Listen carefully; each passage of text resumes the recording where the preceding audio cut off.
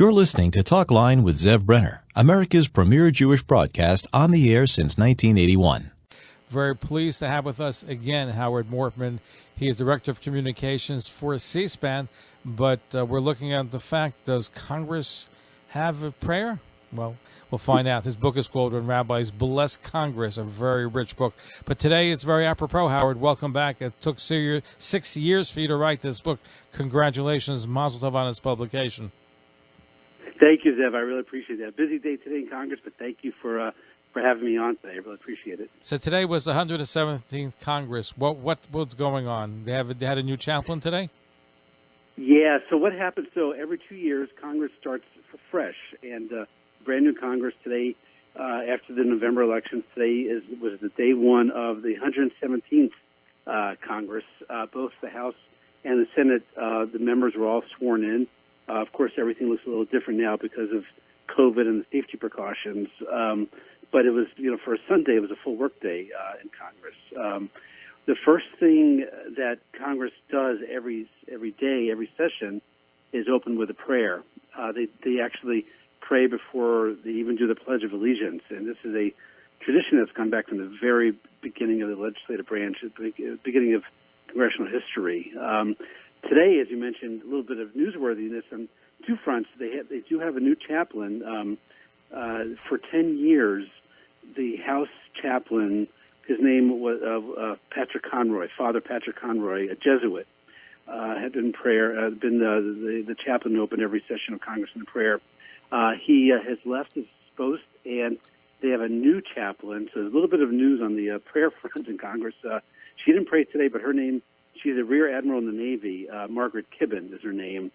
And she's the first woman chaplain in Congress, in the House of Representatives. And she's now matched up. The Senate chaplain remains, his name is Barry Black, and Barry Black is also a Rear Admiral, and he's a Seventh-day Adventist. And he's African-American. So Congress now has a woman chaplain and an African-American chaplain, both Rear Admirals retired with the Navy, and both of them are now, open most days open each session of Congress with prayers. Have they ever had a Jewish chaplain? No, so that's a great question, and there's never been an official Jewish chaplain. And by what we're talking about here is the officially picked post to lead all the ministry of Congress now. But there have been rabbis who have prayed in Congress. And I know you wrote a book about it. You have a full book of it. But I wonder why hasn't there been a chaplain, an official chaplain, a Jewish one, if you had from different religious faiths? Why wasn't Judaism represented in that basis? Well, it's a really good question. I think I'm going to guess, just because this is not a shock, but this is a predominantly non-Jewish nation and just reflects the makeup of Congress. I will tell you, having written a book about rabbis in Congress, that there are a lot of rabbis who would agree with your question, who probably themselves fancy themselves to be the chaplain of Congress. So, maybe in another 10 years or so, when they pick another one, maybe there'll be a rabbi who'll be up for running. But so far, no rabbi's been the official chaplain yet. We'll have to bring this complaint to my congressman, which I will do, since I realize it now. But something else happened today. Who else presided? Who gave the blessing in Congress today? Sure. So because we are in between chaplains, again, Conroy is out and Kibben is new, but she hasn't started yet. They had a guest chaplain today, and again, the guest chaplain is a man or woman of the cloth who gives the opening prayer. Today, that guest chaplain was a congressman from Missouri, and his name is Emmanuel Cleaver, and he's also a minister. He's a pastor. So Representative Emmanuel Cleaver gave the opening prayer in Congress today. And what's interesting is that this is not his first time doing it. He also opened up the 116th Congress 2 years ago today with a prayer. So he's done this before. He's prayed in Congress before. And again, he's a Democratic representative from Missouri. Now, he did two things that I found of interest in his prayer today. One, less controversial. The other one is more controversial. We'll get to that in a second. But he included the priestly blessing in his prayer, which is and maybe your listeners probably know, goes back to the Book of Numbers in the Jewish Scripture, in the Torah, and is the oldest prayer. And so he recited in English the priestly blessing, and that's happened a couple times. They've heard that. So it's also, as a Jew myself, it's always interesting to hear a non-Jew use a priestly blessing to bless Congress. But then he ended his prayer a little uniquely. I'd never heard this before, by saying, essentially he said, he went through the prayer, and then he said at the end, a man and a woman. And we're going to play that clip so people can hear it exactly. We ask it in the name of the monotheistic God, Brahma, and God known by many names, by many different faiths. A man and a woman. Isn't that a little sacrilegious? Because it's amen, and you say amen and a woman. Is he making a joke? Or is he poking fun at religion? Well, yeah. So so I'm not I'm not an authority on liturgy and that the use of the word amen. I believe it really means so be it, or it's kind of like has nothing to do with gender. It's the way you conclude a prayer, and so it was it struck a lot of people as kind of an odd. You kind of understand what he's getting at, just to be gender inclusive. But it's not even a masculine name. It's not like you say Father in heaven. You can say, okay, that's masculine. But amen is not. It's not man or woman. It's just amen. It's a Hebrew word. Right. Exactly. So, it's ridiculous. Yeah, it's like his first name is Emmanuel, so like the word man appears in Emmanuel, and you're not going to say a womanable, Cleaver. I mean, it's the same thing. It's got nothing to do, really. The word amen is nothing to do with gender. It's part of the prayer. So it was. You're right. I mean, it's. I've read through a lot of prayers in Congress, and I've never heard. I guess you kind of heard people imply that, but you're right. I mean, we're not talking about female chaplains here, and there are. Obviously, there are female rabbis who have prayed. So it's not even that. It's really just changing up the word as part of the prayer.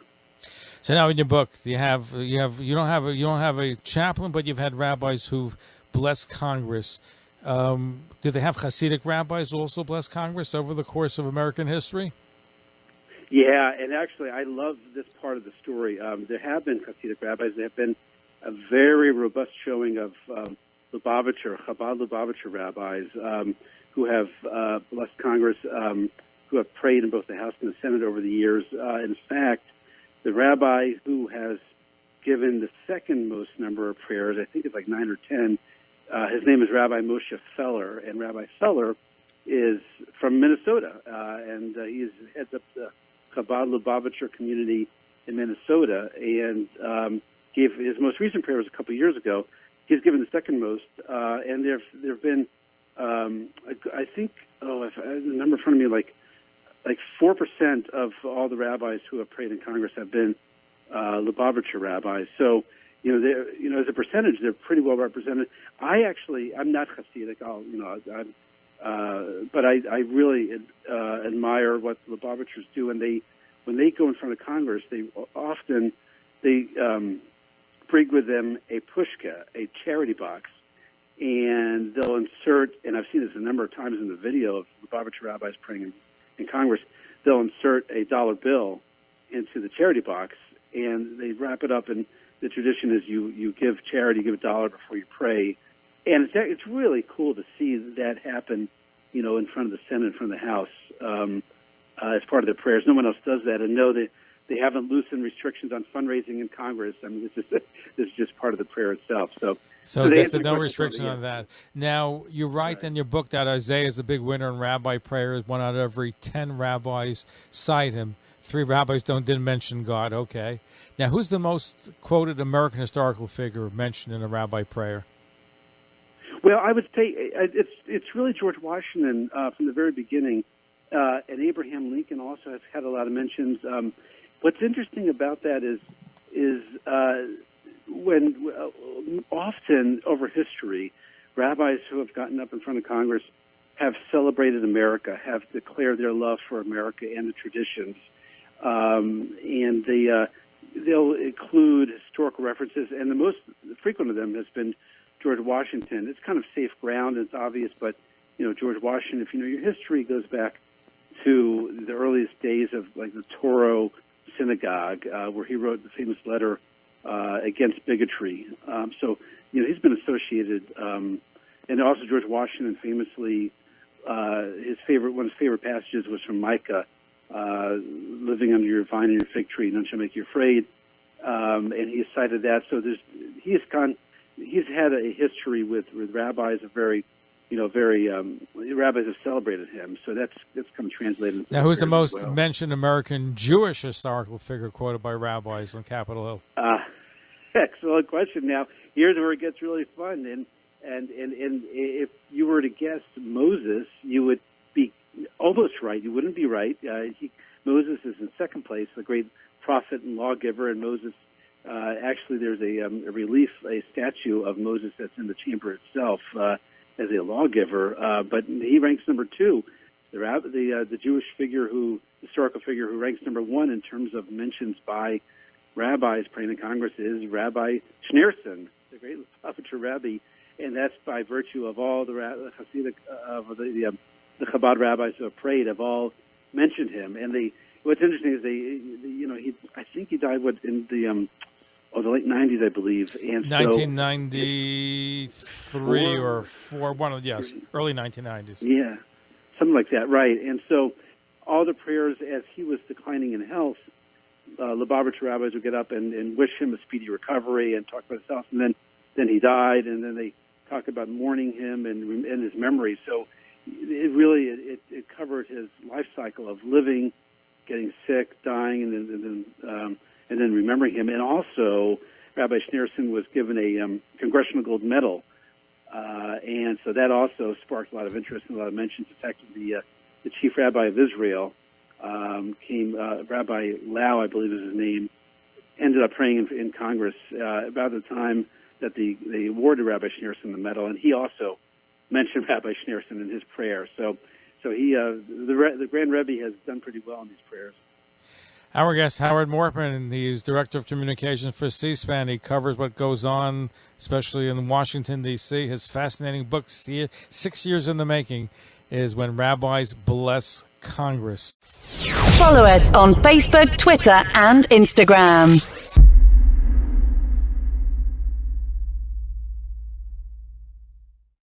Please become a fan of Talkline with Zev Brenner on Facebook, LinkedIn, Google+, and YouTube. On Twitter at Talkline Network. If you have an Android phone, please download our free app in the Google Store. For iPhones, download the Jewish Radio app. Of course, tune in 24 hours a day at TalklineCommunications.com for non-stop Jewish broadcasting.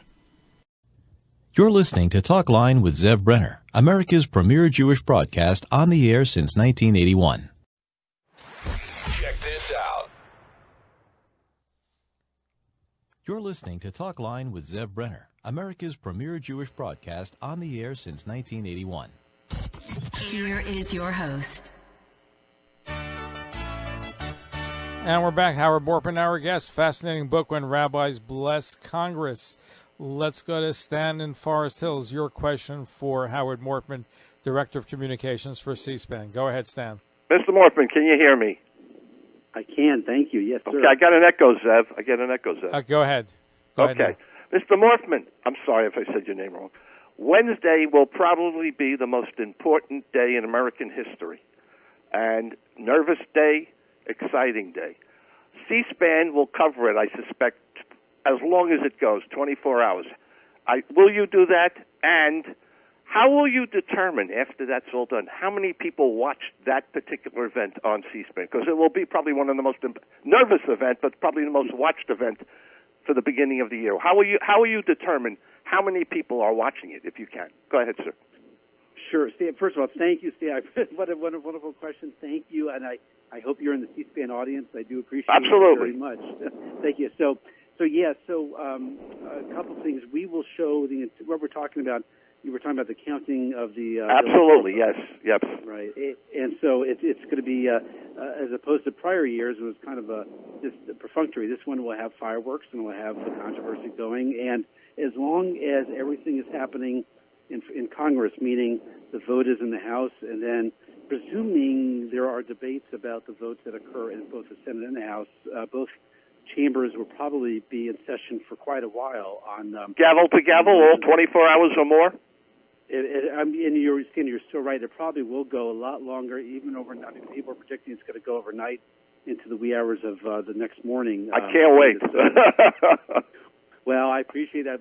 Thank you for watching us. And to answer your question, we will be there the entirety of the time. Again, our mission is we don't shape the news or narrate the news. We let you see for yourself what's happening. I know, but how can you determine how many? Obviously, how do you determine how many people will be watching it, or after it's? Do you get some kind of not necessarily a Nielsen's rating, but do you determine after how many people watch C-SPAN in that event? Can you determine that? You're not going to like this answer, but the answer flat out is we don't know, and we don't know because of this reason. We don't have ratings. C-SPAN is not rated, and that's because we're not the government. We are privately funded, but we are a nonprofit. We don't have advertising, and when you don't have advertising, you don't have to sell commercials, so you're not rated. So there are no ratings that involve the C-SPAN. So I can't. I can tell you a number. I can tell you how many households C-SPAN is in. We are in about 90 million television households. Now, what I can tell you, unfortunately, is how many people are watching any particular program. And again, that's because of no ratings. No ratings. Stan, thank you for your phone call. We have a few more left. You want to squeeze a couple more questions? Thank you. Go ahead. Thank you. Excellent question. Thank you so much. Thank you. Who was the most colorful rabbi to address Congress? Howard. Oh, gosh. You know what? I'm going to have to go with the colorful. There's been a lot of really interesting men and women who prayed in Congress as rabbis. A couple of prayers I've really enjoyed that are like historical around the time of war. They've invoked our troops. The most interesting rabbi. Instead of colorful, let me answer the most interesting. Is actually the rabbi who has prayed the most number of times and is still going strong. His name is Rabbi Arnold Resnikoff, and I say that because his history is very colorful. He fought in Vietnam. He was in the Mekong Delta front lines. He was in Beirut back in '82 for the bombing when the barracks were bombed. Rabbi Resnikoff has also spoke when the Vietnam Veterans War Memorial was built in Washington in the early '80s, the wall. And he's given the most number of prayers. He's given 17 prayers in Congress.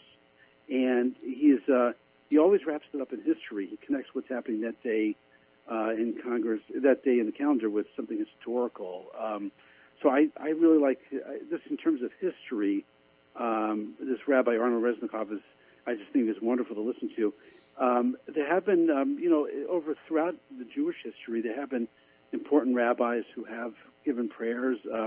Rabbi Leo Beck, if you might remember, was a German-born rabbi. Well, you also had a group of Holocaust survivors and who survived Auschwitz. I think 6 rabbis, right, who opened Congress. This is so interesting.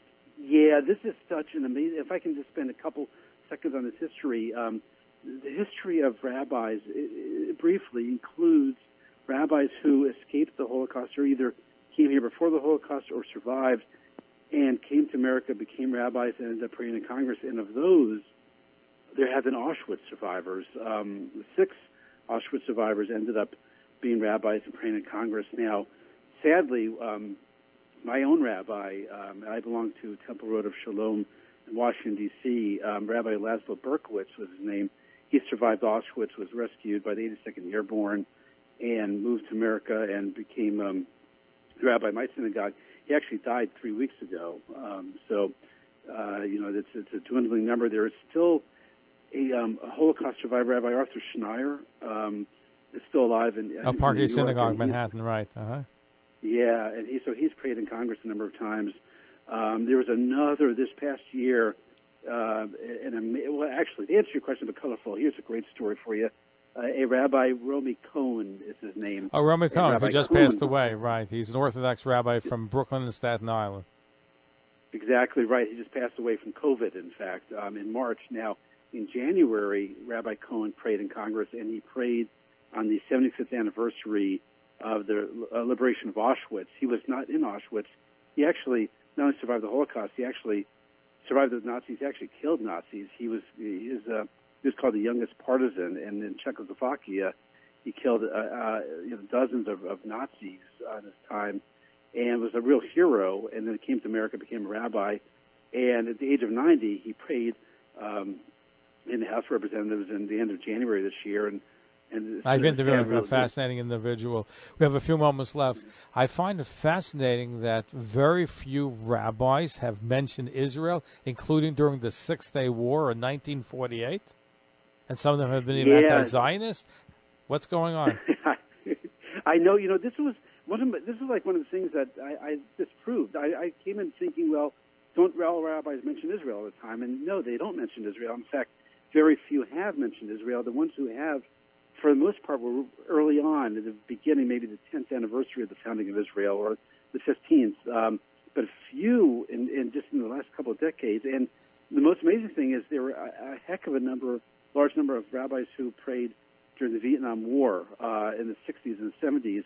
And the week of the Six-Day War, it was like 4 or 5 rabbis, suddenly an explosion of rabbis praying, and none of them mentioned the Six-Day War. They mentioned maybe domestic issues or civil rights or ending the Vietnam War, but no, it's not come up. Now, I don't really have a take on that, whether it's good or bad. It's kind of just.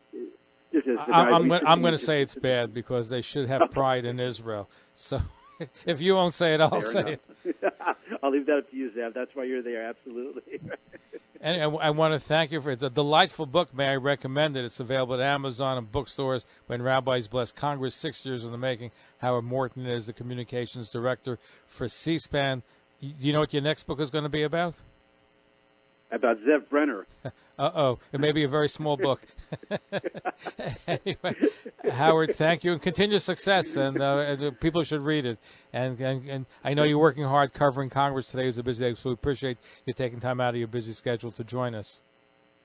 Thank you, Zev. You're the best. I really appreciate it. Great audience. I love the audience questions. Really smart stuff. I thank you for the opportunity. Thank you. Thank you for listening to Talkline Network, America's leading Jewish radio and TV network since 1981. This concludes Jewish programming for tonight. For continuous, non-stop Jewish broadcasting, please go right now online to TalklineCommunications.com. For more information on all of Talkline's Jewish radio and TV shows, please call 212-769-1925 or email info@TalklineCommunications.com.